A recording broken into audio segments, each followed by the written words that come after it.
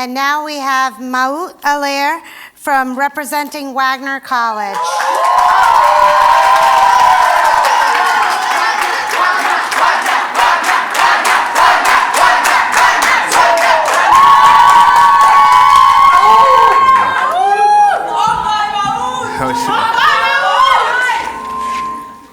Thank you, Wagnerians and all the fellows.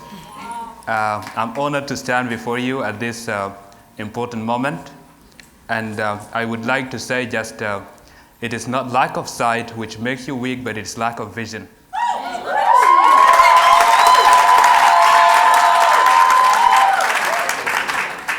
I just want to start with my humble story. I'm from South Sudan.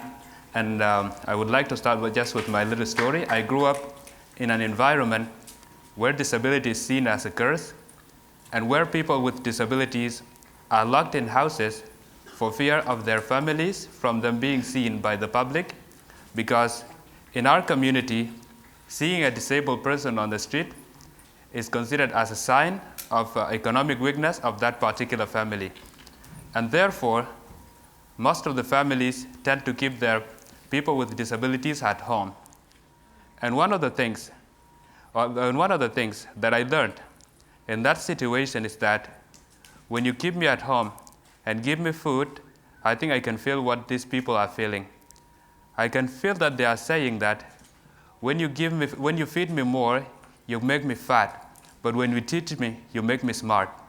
And this is the concept that we have to develop. I could have been people with disabilities are considered to be beggars, dependent, useless, and helpless. And I think I could have been one of those people, because as I leave, people tend to follow me and try to give me some money because of the widespread concept that exists in the community.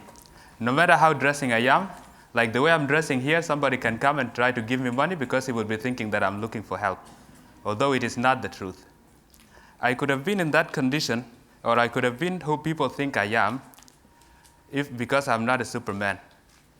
But the fact of the matter is that I was raised by a superwoman.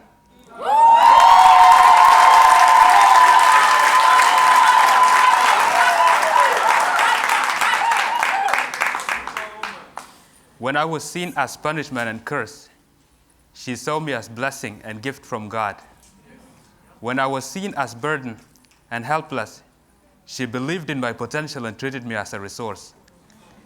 When I was seen as disabled, she saw me as her child.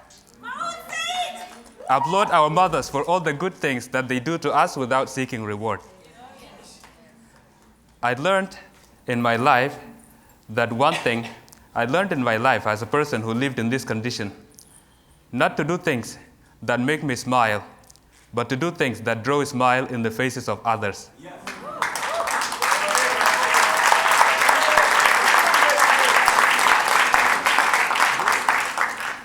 And for that purpose, we established South Sudan Association of the Visually Impaired, where my focus is on promoting education for people with disabilities. We try to advocate for access to inclusive and quality education to people with disabilities so that they can contribute to the development of their communities. It is not because of their disability that they cannot contribute, but it is just because of lack of opportunity. Most of the times, we tend to focus on the disability that exists, but from this time around, I would want to advocate that people should focus on the ability that enable us overcome disability.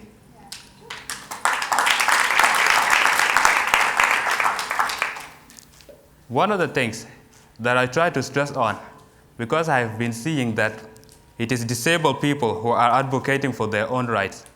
But our voice will be stronger if someone without disability can advocate for those rights. Yeah!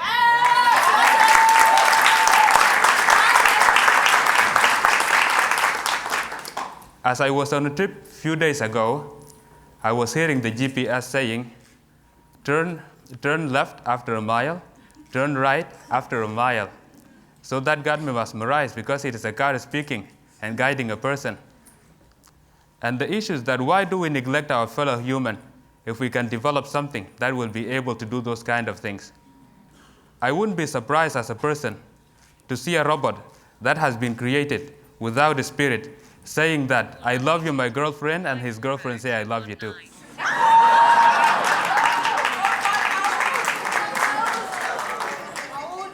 It is, of course, not our bodies or what we see which make us strong, but what we feel, because all of us share the common aspects of humanity. Ladies and gentlemen, from here I would like to say thank you very much. Thank you very much.